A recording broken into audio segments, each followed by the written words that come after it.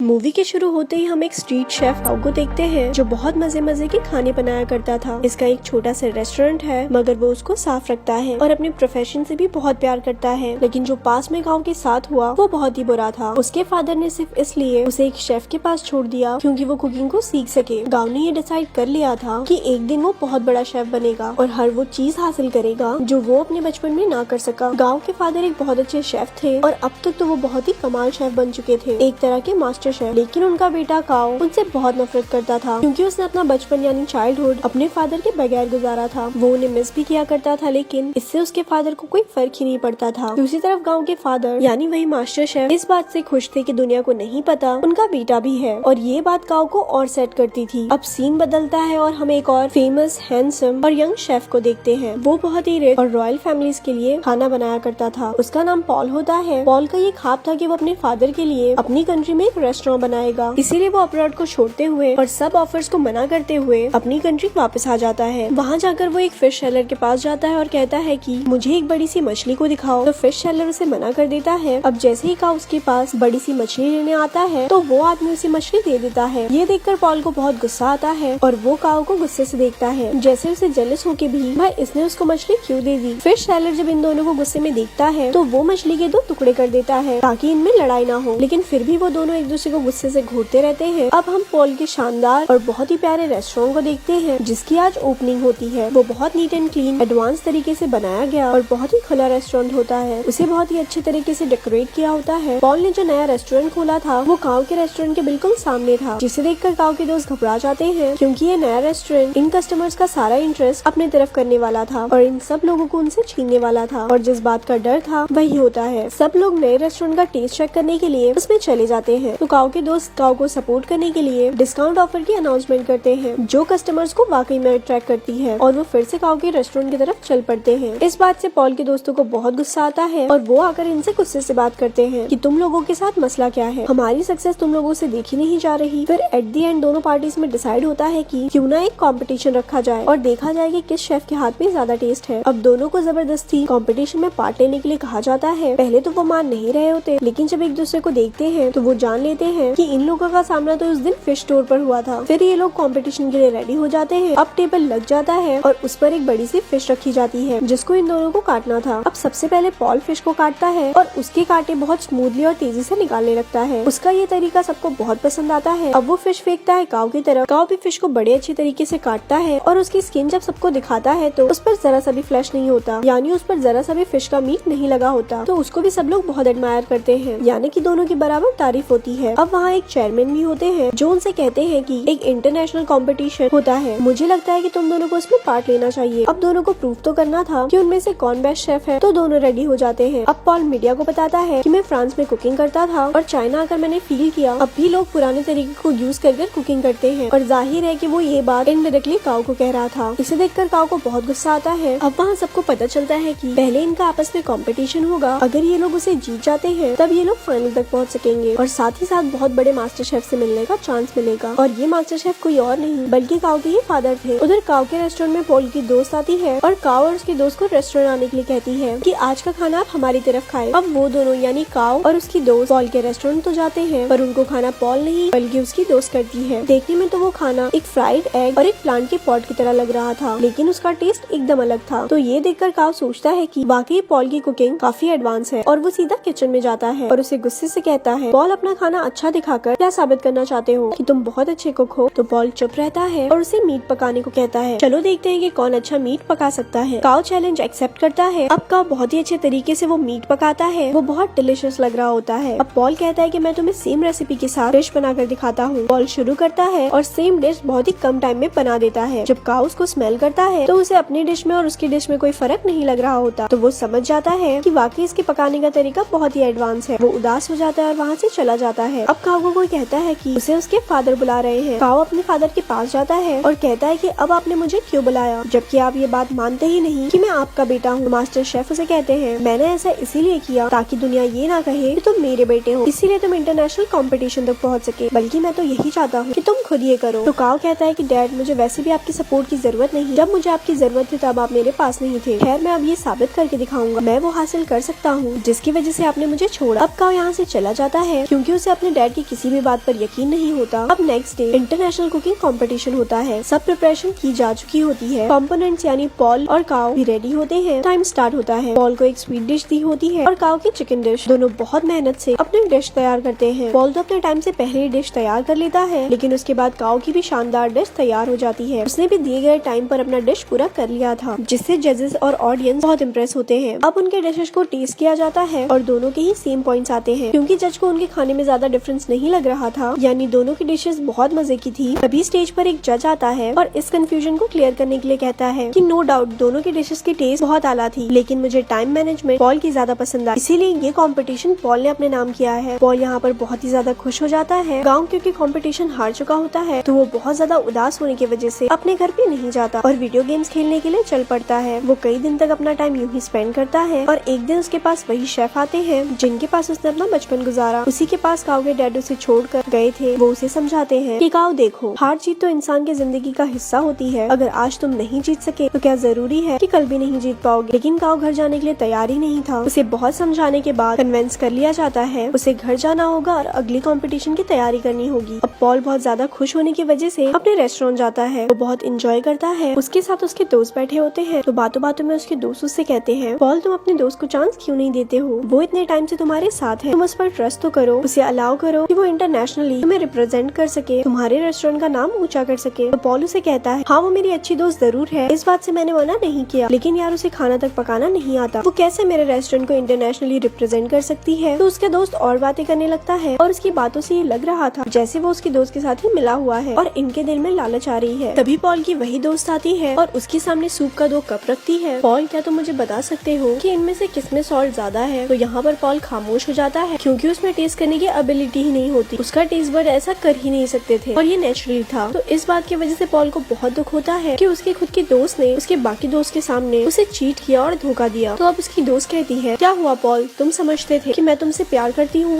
ये तुम्हारी गलतफहमी थी। आजकल ऐसा कहाँ होता है। मैंने तो तुमसे दोस्ती सिर्फ इसलिए की थी ताकि तुम्हें यूज करके इंटरनेशनल कंपटीशन में जा सकूं। ऐसे ही जाना तो मेरे लिए पॉसिबल नहीं था, लेकिन आज तक जो मैंने तुम्हारा राज रखा उसके बदले में तुमने मुझे क्या दिया? क्या तुम मुझे एक ऑफर नहीं कर सकते? लेकिन अब नहीं, अब मैं खामोश नहीं रहूंगी, क्योंकि मैं भी इस कंपटीशन में जा सकती हूँ। अब यहाँ पर एक और बड़ी बात रिवील होती है कि पॉल के दोस्त के साथ ही मिलकर पॉल को चीट कर रहे थे, क्योंकि वो दोनों अब रिलेशनशिप में थे और पॉल के अगेंस्ट एक साजिश यानी कि कॉन्स्पिरेसी कर रहे थे कि पॉल के रेस्टोरेंट को बेच देंगे और उनसे जो पैसे आएंगे उससे अपनी लाइफ स्टार्ट करेंगे। लेकिन पॉल भी ऐसा होने दे नहीं सकता था। पॉल बहुत उदास हो जाता है और अपने रेस्टोरेंट से बाहर आ जाता है। रात होती है और वो बाहर बैठकर ड्रिंक करने लगता है। तभी उसे काओ भी देख लेता है और उसके पास आकर कहता है, पॉल तुम उदास क्यों बैठे हो यार, तुम तो जीत चुके हो, तुम्हें तो खुश होना चाहिए। तो पॉल उससे कहता है, हाँ जीत तो चुका हूँ पर हार भी बहुत कुछ चुका हूँ। खैर तुम छोड़ो, तुम्हें एक बात बताता हूँ, सामने ये बैनर देख रहे हो, वो काओ के फादर यानी कि वही मास्टर शेफ की पिक्चर होती है। तो पॉल उसकी तरफ इशारा कर कहता है कि ये मेरे आइडल है, मैं चाहता हूँ कि मैं इनकी तरह बनूं। तो काओ भी हल्का सा मुस्कुराता है और कहता है, पॉल ये मेरे फादर है, तुम यही सोचते हो ना कि ये अच्छे इंसान है और तुम इनकी तरह बनना चाहते हो, तो मैं तुम्हें बताऊं मेरे फादर दिल के बहुत बुरे हैं। काओ उसे अपने पास की स्टोरी बताने लगता है कि उन्होंने मेरे साथ क्या क्या किया। पहले तो पॉल कहता है कि तुम मजाक कर रहे हो यार, बस कर दो, लेकिन काओ उसे बताता है, नहीं वो बचपन में मुझे वाकई में छोड़ के गए थे, सिर्फ इसलिए क्योंकि मैं इनके प्रोफेशन को अपना नहीं पा रहा था और मैंने अपना सारा बचपन उनके बगैर गुजारा है। तो पॉल कहता है, अच्छा उदास नहीं हो, अब हम क्या कर सकते हैं? तो काओ उसे कहता है कि हम बॉटल्स फेंक सकते हैं। तो वो दोनों खाली बॉटल्स उस बैनर की तरफ फेंकने लगते हैं और बहुत खुश होते हैं। यहाँ पर इन दोनों में दोस्ती हो जाती है और ये सीन बहुत ही ज्यादा क्यूट है। अब पॉल जब वहाँ से अपने रेस्टोरेंट वापस जाता है तो देखता है कि उसके दोस्त उसके रेस्टोरेंट का सौदा कर रहे होते हैं। तो पॉल उनसे कहता है, ये क्या हो रहा है, तुम लोग मेरी इजाजत के बगैर ऐसा कर भी कैसे सकते हो? तो उसके दोस्त उससे कहते हैं, मुझे ये बताओ इंटरनेशनल कंपटीशन में अपने साथ किसको लेके जाओगे? कि राउंड 2 में अकेले नहीं पका सकते, आपके साथ आपका पार्टनर होना लाजमी है। क्या तुम अपने दोस्त को लेकर जाओगे? तो पॉल कहता है कि मेरा दिमाग नहीं खराब करो, मैंने डिसाइड कर लिया है कि मैं किसे अपने साथ लेके जाऊंगा जो कि वाकई डिजर्विंग है। पॉल यहाँ पर काओ का नाम लेता है। तो ये सुनकर उसके दोस्त काफी जेलस होते हैं। उनमें से एक कहता है, पॉल याद रखना तुम्हारा करियर मिट्टी में मिल जाएगा। तो पॉल उसे अपने सिर से हिट करता है और उन सबको वहाँ से भगा देता है। जब ये सारे लोग चले जाते हैं तो काओ का वही गार्डियन शेफ पॉल से कहता है, पॉल वाकई तुमने ये सोचा है तुम काओ को अपने साथ लेकर जाओगे? तो पॉल कहता है, हाँ क्यों नहीं, और उसके साथ ही वो काओ के शोल्डर पर पैट करता है और कहता है कि हाँ ये डिजर्विंग है। सब बहुत खुश होते हैं। अब यहाँ पर कंपटीशन की तैयारियां शुरू हो जाती है। दोनों में ये डिसाइड होता है कि पॉल काओ को अपने नए तरीके सिखाएगा, जबकि काओ पॉल को अपने पुराने तरीके जिस तरह से वो कुकिंग करता है। काओ पॉल से कहता है, तुम परेशान मत होना, अगर तुम्हारे टेस्ट बड्स काम नहीं करते तो मैं तुम्हारा टेस्ट वापस लाने में तुम्हारी मदद करूंगा। वो उसे समझाता रहता है कि इस तरह करो। पॉल भी उसे नए नए तरीके बताता रहता है और यहाँ पर इन दोनों का काफी अच्छा टाइम स्पेंड हो जाता है। ये रोज खाना बनाने की प्रैक्टिस करते हैं, साथ में डांस करते हैं, सिंगिंग करते हैं और बातें करते हैं। और अब यहाँ इन दोनों की दोस्ती और भी गहरी हो चुकी थी। अब वो दिन भी आ जाता है जब इंटरनेशनल कंपटीशन का राउंड 2 होता है। ये दोनों अपनी डिश बहुत ही अच्छे तरीके से बनाने लगते हैं और कम ही टाइम में बहुत अच्छी स्वीट डिश तैयार कर लेते हैं, जो कि जेजस को इतनी ज्यादा पसंद आती है कि वो कहते हैं हमने आज तक ऐसी डिश नहीं खाई। और ये राउंड ये दोनों विन कर लेते हैं। और सही कहा जाता है यूनिटी स्ट्रेंथ। अब इसके बाद शुरू होना होता है थर्ड राउंड, जो कि कुछ दिन बाद था। अब ये कंपटीशन उनका उसी के साथ यानी कि पॉल के फादर के साथ था। पॉल काओ से कहता है मुझे लगता है कि तुम इस कंपटीशन को जीत सकते हो, तो तुम चले जाना। तो काओ पॉल से कहता है तुम बहुत अच्छे शेफ, तुम्हें तो एडवांस तरीके भी पता है, तुम मेरे से भी ज्यादा अच्छा कर सकते हो। तो पॉल कहता है नहीं ऐसी बात नहीं, देखो मैंने अपने फादर का ड्रीम पूरा किया अपना रेस्टोरेंट बनाकर, तो तुम अपने फादर का ड्रीम पूरा करो। वो तुम्हें एक बहुत अच्छा शेफ देखना चाहते थे, तो तुम उनके सामने जाकर कुकिंग करो और उन्हें प्रूव कर दो कि तुम बहुत अच्छे शेफ बन सकते हो। तो काओ मान जाता है और पॉल का शुक्रिया अदा करता है। अब थर्ड और फाइनल राउंड शुरू हो चुका होता है। दूसरी तरफ मास्टर शेफ भी अपना डिश बनाने लगता है। अब काओ भी शुरू हो जाता है, लेकिन शुरू होने से पहले ही उसे अपने बचपन की कुछ यादें आने लगती है, जहाँ पर उसके फादर उसे छोड़ गए थे और उसे काफी बच्चे बुली किया करते थे। वो उन्हीं यादों में खो जाता है। उसके फादर आकर उसके मुंह पर पानी गिराते हैं और कहते हैं कि अपना काम शुरू करो। तब यहाँ पर काओ कुछ बनाना शुरू करता है। दूसरी तरफ काओ के फादर यानी वही मास्टर शेफ बहुत ही ज्यादा प्यारी स्वीट डिश बनाते हैं, जैसे फायर लगी हो और उसमें से एक फूल निकल रहा हो और उस फूल का बहुत ही आला टेस्ट होता है। जजेस को ये बहुत ज्यादा पसंद आता है और जब काओ की बारी होती है वो अपनी डिश दिखाए कि उसने क्या बनाया है, तो वो एक बोल में नूडल्स बनाकर सीधा अपने फादर के पास जाता है और उनको वो प्रेजेंट करता है। मास्टर शेफ उसे टेस्ट करते हैं, वो नूडल्स उन्हें बहुत अच्छे लगते हैं और ये वही नूडल्स होते हैं जिनकी वजह से काओ को उसके फादर से डांट पड़ी थी कि तुम तो नूडल्स तक नहीं बना सकते। और आज काओ ने इतने मजे के नूडल्स बनाए थे कि उसके फादर उसे खाना ही नहीं छोड़ते और नूडल्स को वाइल्डली खाने लगते हैं। वो अपने बेटे को रोककर कहते हैं शाबाश बेटा, तुमने बहुत अच्छे नूडल्स बनाए। वो यहाँ पर काफी इमोशनल हो जाते हैं। तो ऑडियंस को भी पता चल जाता है कि एक तो इनका सरनेम सेम है और इन लोगों का बिहेवियर देख के भी यही लग रहा है ये बेटा और बाप है। यहाँ पर काओ का ख्वाब भी पूरा हो चुका था और उनके फादर का भी। अब उधर हम रेस्टोरेंट में देखते हैं कि पोल और काओ अब साथ काम करते हैं और अब उनकी ऑडियंस पहले से कई ज्यादा है, यानी उनके पास और भी ज्यादा कस्टमर्स आते हैं। लोग उनका खाना बहुत ज्यादा पसंद करते हैं और इनके रेस्टोरेंट में अब रौनक ही रौनक हो जाते हैं। इसी के साथ ये मूवी यही एंड हो जाती है। ऐसी और स्टोरी सुनने के लिए हमारे पेज को लाइक करें।